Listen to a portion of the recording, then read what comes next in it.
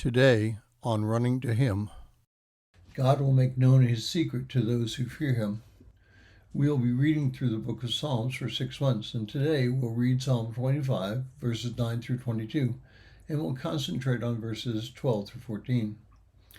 Psalm 25, 12 through 14 says, "Who is the man who fears the Lord?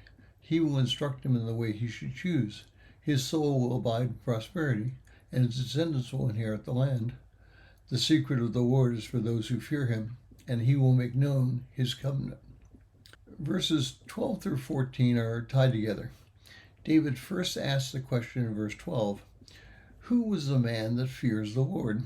And he responds to that question in verse 14 by stating that the man who fears the Lord will know the secret of the Lord. But what does that mean in our day-to-day lives today?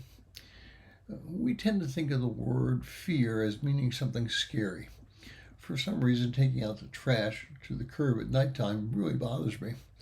I don't know what caused it, but as early as I can remember, if I took the garbage to the curb at night when it was very dark and there was little or no light to illuminate my path, the hair on the back of my head would stand up, and I would feel like something was around me somewhere.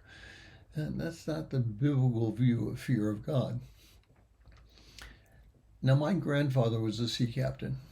I only knew him when I was very young, and he was in his late 70s and early 80s. He was born on board ship at sea in 1879, as his father was also a sea captain. He grew up in a very intense environment. His personality was significantly cut and dry. He knew what was right, and he knew better what was wrong. And it was much better for you to do what was right than to do something wrong.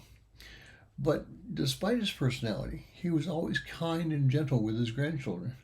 I remember when he and my grandmother would drive up in the driveway to the house, we would run to the car.